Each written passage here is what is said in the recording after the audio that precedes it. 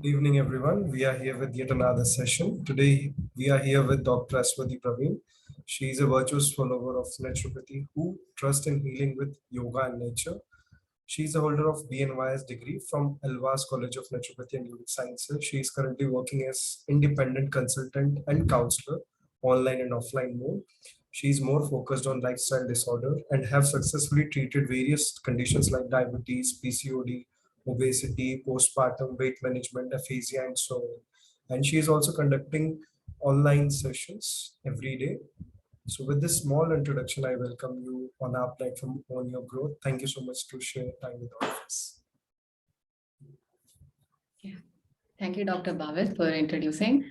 And thank you for inviting me to OYG platform as well. So today I'll be dealing with the topic mental health and our digestive health. So how it is connected and how it is affecting our system, like how our emotions and mental processes that affect our system. So I'll be discussing all that. So I'll share my screen once.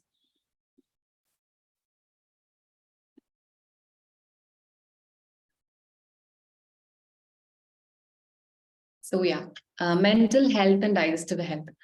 So what we know that our digestive system is a interconnected tubing system, which is almost 30 feet long, and all the processes like absorption, assimilation, and excretion of undigested matter, everything happens inside our digestive system. So it is very important in the human body and for the absorption of nutrients and better functioning of human body.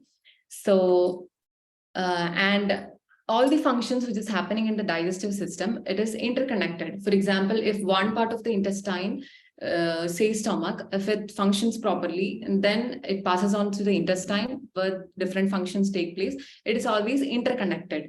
So I'll explain this in detail later session, so you'll understand the connection and why I mentioned this here.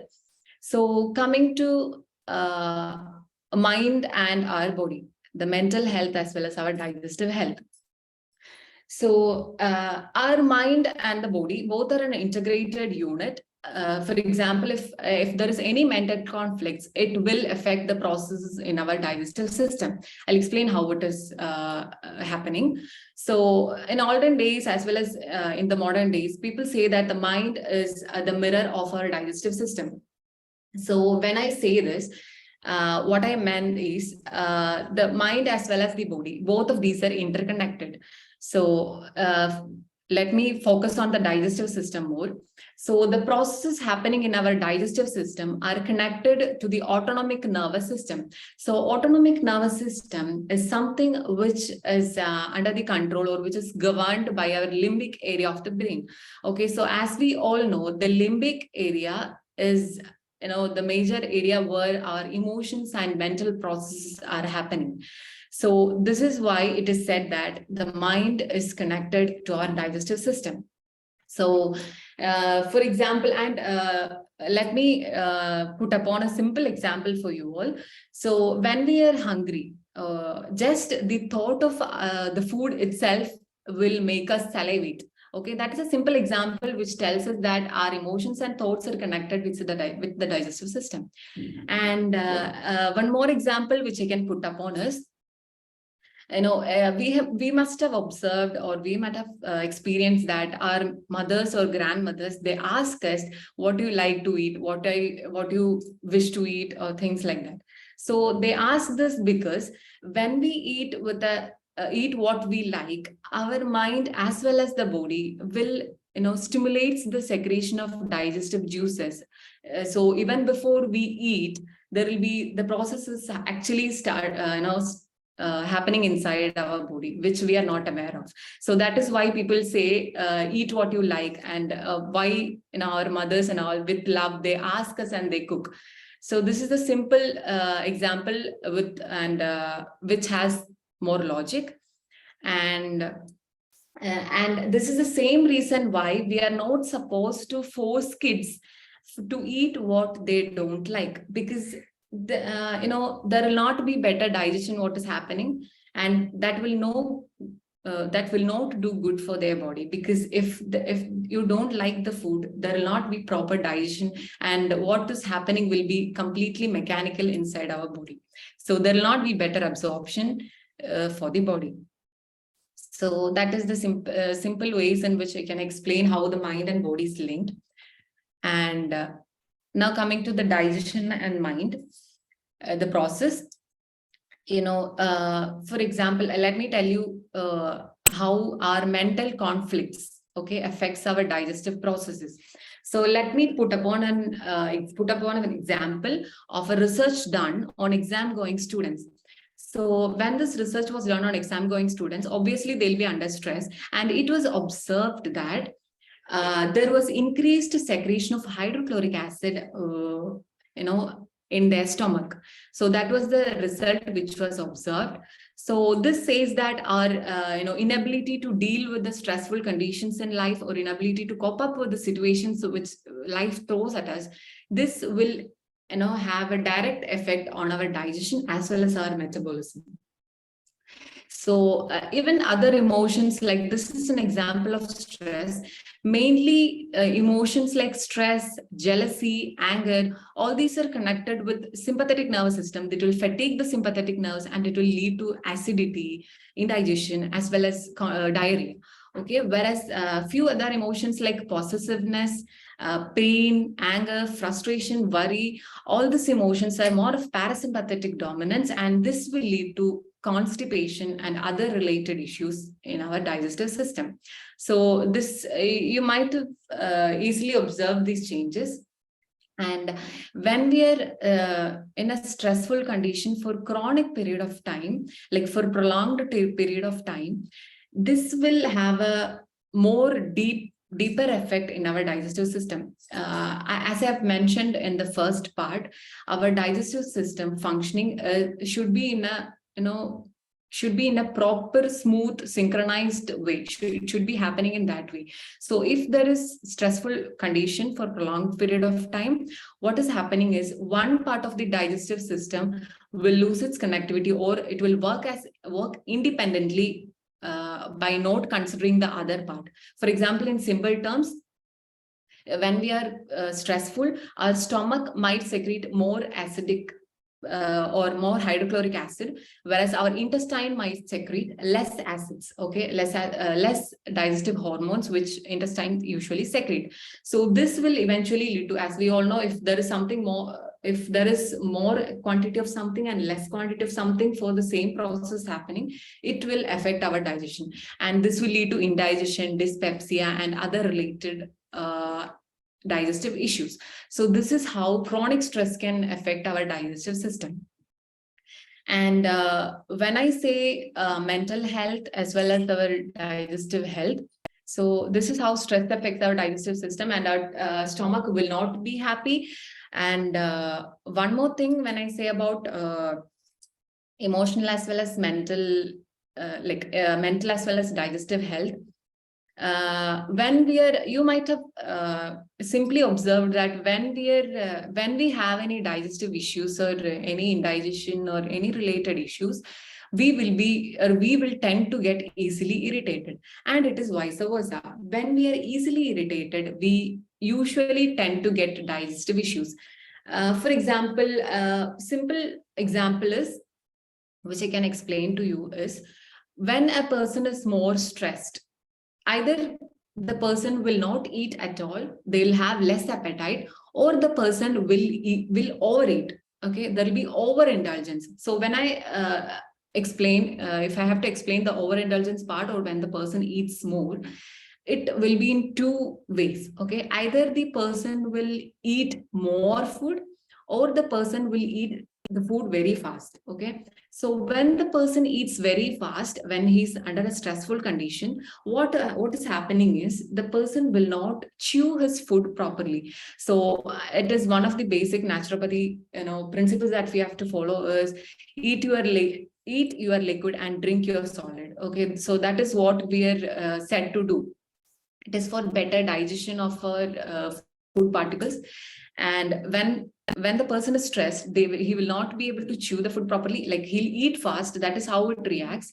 And thus the food particles are not broken down easily in our mouth. Okay. So that is an initial part of our digestion mechanism. Okay. As we all know, chewing is not happening properly. So what is happening is our salivary amylase, or the initial part of the digestion of the carbohydrates, is not happening properly in our mouth. Okay, the salivary amylase is not mixed properly with the food, and thus the partially digested food particles will go to the stomach. Okay, so what is happening to the stomach? The stomach should ask for extra energy from our body to break down those particles, to digest those particles, which is more than required. And remember that the person is in a stressful condition.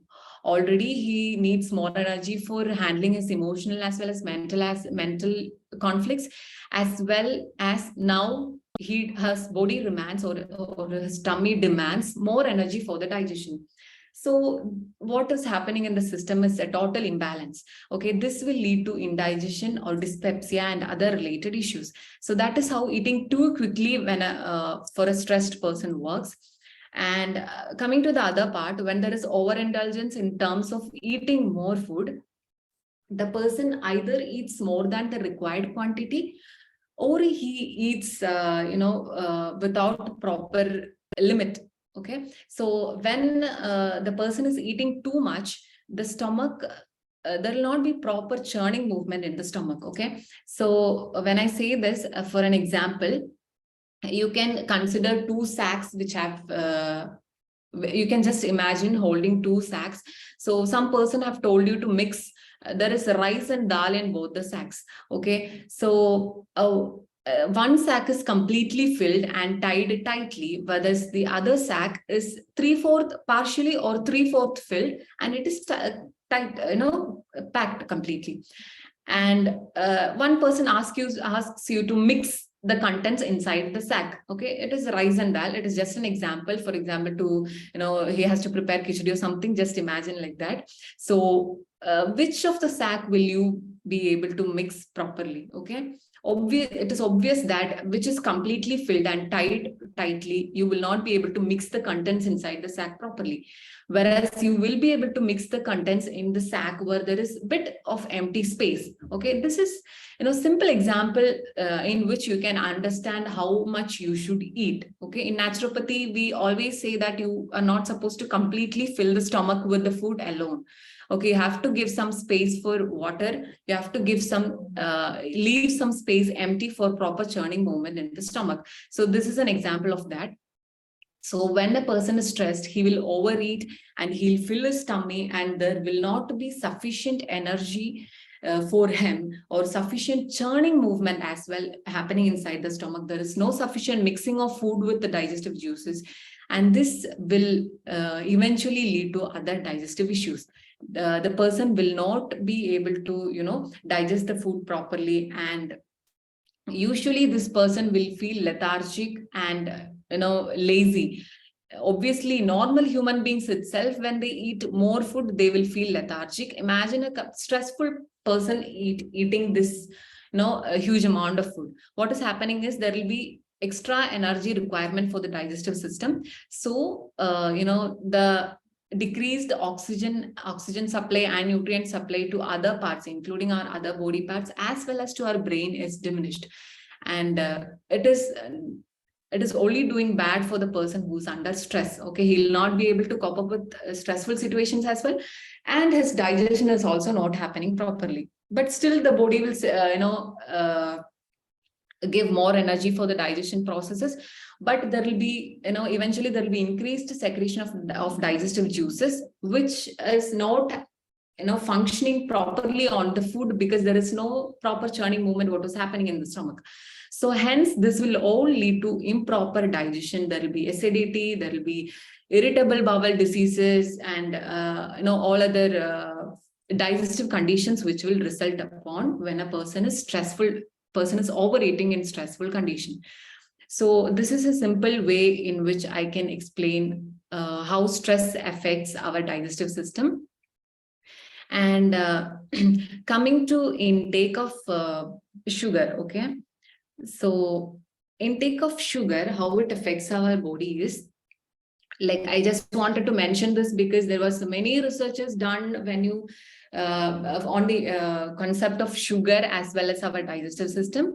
So coming to this topic, when a person who eats more than the limited, or more than his limit of taking sugar. For example, see, for a person, if this was a research done, and it was done on healthy individuals. Imagine it is done on healthy individuals. So what can do it in people who are under stress?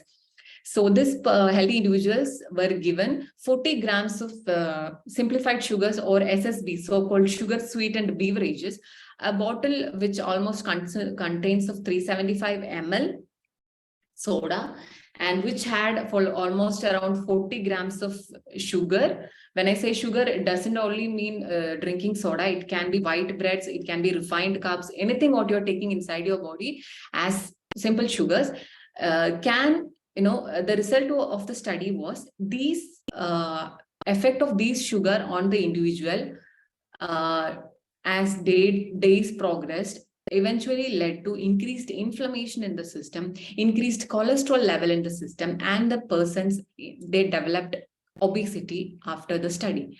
Okay, so this is how, silly mistakes what we do in day-to-day life will lead to chronic conditions. So for example, if even in a normal condition, if the person is stressed, if he goes and drinks some a beverage like normal soda or Pepsi or anything, or if he eats junk foods with contains refined carbs or any white bread, even white bread, all this will lead to obesity and other conditions. Even cholesterol, sugar is related to increased cholesterol level as well, as the studies have proven. So this is how our body is getting affected by wrong eating habits. So this is how in simple terms, how wrong eating habits can affect the process of digestion in our body. So that is what I have to tell with the stomach and the intestine part. So when I say the mental conflicts and the digestive system, what people usually miss is about an important organ, which is pancreas. Okay, so pancreas is also getting affected with all these conditions. Okay. I can explain this to you. So when you are stressed, what is happening inside our brain is there will be, as we all know, there is cortical, subcortical interactions, what is happening inside our brain.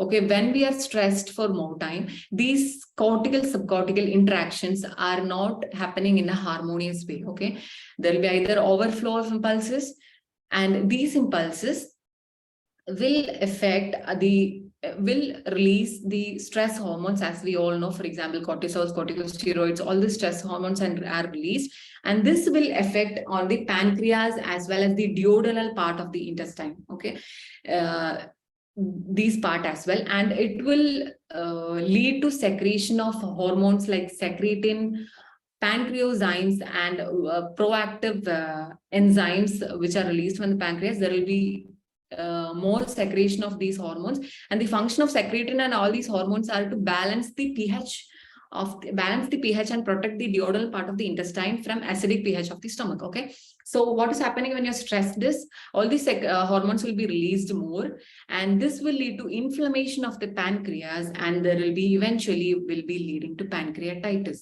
Okay, so this is how pancreas is getting affected with stress. Okay, so yeah, this is in short how I can say stress and all the mental conflicts. When I say stress, it is not only stress, any other emotional aspects can affect our digestive system.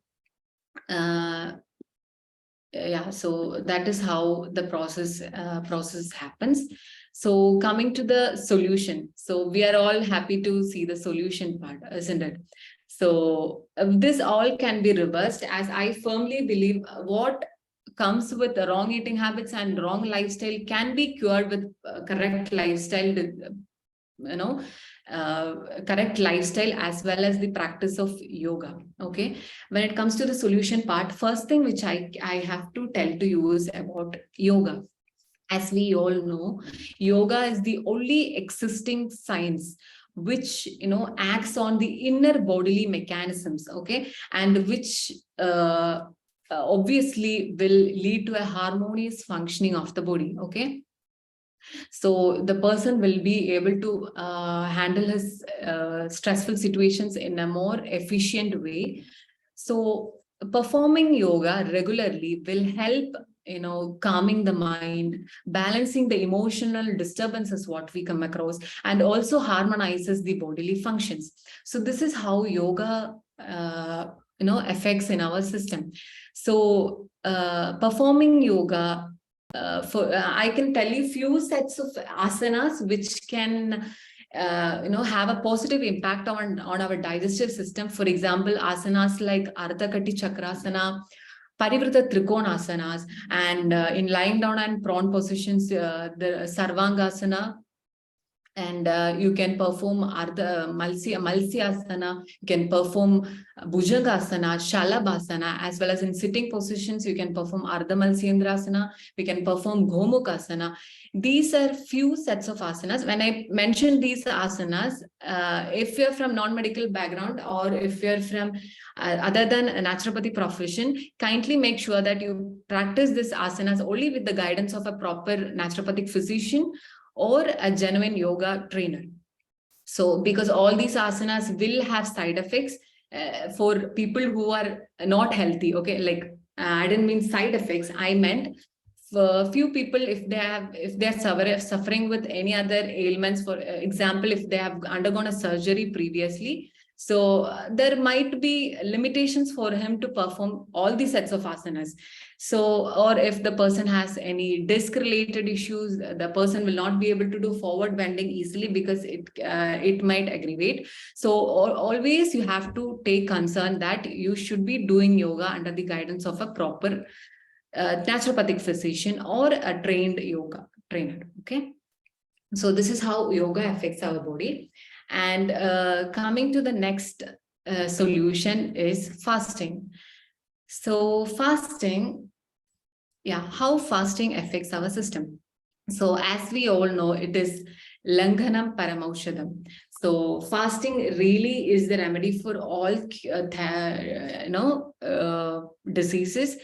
So how fasting helps us heal our digestive system is it will give rest to our digestive system. It can be explained in simple ways. So if you're not eating food, obviously your digestive system is taking rest. It is not doing any function. So you are giving complete rest to your digestive system, which we are not doing at all in the modern ages. Like in the modern era or the technological era, anything you can call, we are not giving proper guidance, or we are not taking proper guidance for maintaining a healthy digestive system. So when you do fasting, for example, say if a person has any sort of infection or any mental trauma or worry or anything, when you're fasting, huge amount of metabolic energy is saved in our system. Okay, when this metabolic energy is saved, this energy can be used for the detoxification process.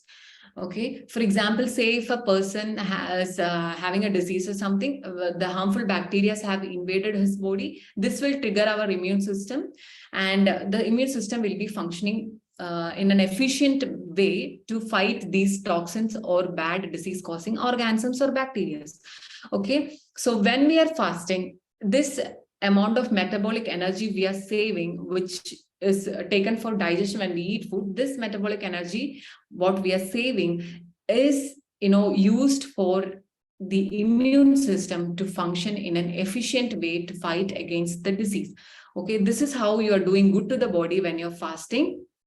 And more often when you are having a disease and fasting, it will be really helpful for your body to fight against the disease causing organism. Okay, so this is how fasting really helps. And as well as it helps in detoxification of the body as well, giving rest to your digestive system. And one more thing in the diet part, which I can say is for maintaining a healthy digestive system is, you can, in the modern era, you can do intermittent fasting as well. At least fast once a week, or at least eat raw foods once a week, so that, you are giving a rest to your digestive system. And other tips which I can tell to you is, you can consume ginger water once a while for proper functioning of your digestive system, or for maintaining healthy digestive system. You can take 2 to 3 tablespoons of raw jeera as well. Not daily maybe, but at least once a while, so that you can feel the changes. Raw jeera is very beneficial for your system to fight toxins. It acts as antioxidant, and it is really helpful for you to maintain proper healthy digestive system. Okay, so the next thing, when you practice yoga regularly, and when you do fasting, or when you do raw fasting or fruit fasting, it will improve your Agni more. When I say Agni, it is the digestive fire what we have, which is connected to our prana. So the prana responsible for our digestion, as we all know, is the samana prana. So when we do that, our samana, the prana which is responsible for the digestion, is increased. Like you are giving power to your boost to your digestive system. Okay, so that is how fasting as well as yoga can help improve your digestive health. And next, coming to meditation. Okay, so meditation, when I say, as we all know, meditation is done for proper maintenance of mental health. Okay, so mental health is something which we give least importance, and which is very important as well. So when we are having any stomach upset, or when we are having any physiological illness, we will soon run to the hospital, and we'll find the solution. But when the person is stressed, or when the person is facing any difficult situations in life, all these conditions itself require help from, either support from the community, or the people nearby, which you are supposed to take care of. But what people do is, they'll either face it alone, they'll try to run away from the stress, whatever the stress causing agent is. That is not the real way, or the actual way to handle the situation. So you are supposed to take care of your mental health as well. So if it is very serious condition, you have to take support of a counselor or a psychologist to for a better well-being. So meditation, as we all know now, speaking in a aspect of maintaining our digestive health, meditation really helps to handle the situations, the stressful situations in our life, in a more harmonious way. Okay, so when I say a harmonious way, the person will be able to handle the stressful situation in a balanced state of mind. Okay, most of the people, when they face stressful situation, they'll either be very tense, they'll be their whole process will be affected, whole digestive system, the whole physical health will be affected, and then somehow the person will tackle the situation, and somehow he will lead a life eventually. But what is different with the person doing meditation and handling the situation is, the person will be able to handle that stressful situation in a more balanced way and more harmonious way, without, the main important thing is, without creating any imbalances in his physiological aspect. Okay, so this is how meditation can really help for you to maintain a better physical health. Okay, to balance stressful conditions in a more content way. Okay, so as we all know, mind is a when I say about mind is a bad leader and a good companion. So it is always in our hands to keep our mind as a good companion and not a bad leader. So, okay, so meditation helps you to do this. Meditation helps you to control your mind, to keep your mind, in a stable condition and a harmonious way, so that your physical health is in a better way as well. So that is regarding meditation. So these are the solutions which you can, or the guidelines which you can follow for a better mental and digestive health. You're supposed to do yoga regularly. You're supposed to do fasting once a while, and you're supposed to do meditation regularly for both physical and mental, as well as emotional well-being of an individual. Okay, so that was a short session on our mental health and digestive health. So I guess it was useful for you all, and it might help you in your career as well. Whenever you are treating a person, it might guide you to heal the person both in their mental aspect as well as physical aspect, because you know how important the connection is now. So yeah, thank you. Thank you, doctor. So I would just like to have one or two questions, like what practices do you feel which would be the major to help in these kind of conditions? Major one or two practices.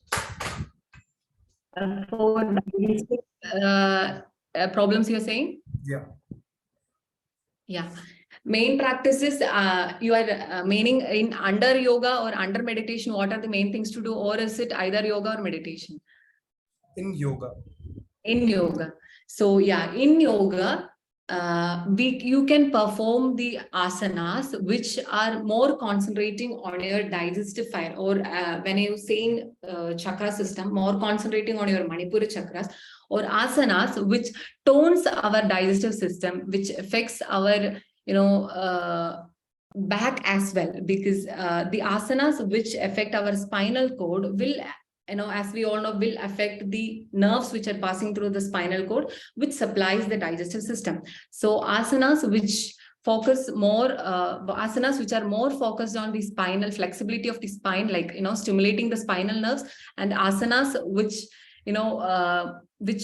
give more stimulus or more effect on our digestive fire as well. These asanas will help you for a better digestive health when you consider the nervous system as well, like if it is an emotional cause as well as pathological.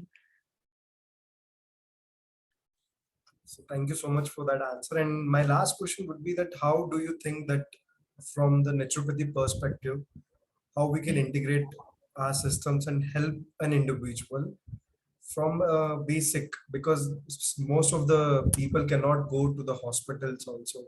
They will not go to the proper setup of naturopathy and yoga. Then how we can deal through online or through a phone call to help them? Yeah, for a common man, if they are not familiar with our system, we can make our practice more more aware to the public. Okay, so what things which we can do from our side is creating more awareness to the common people regarding our system, regarding how our system affects the human body.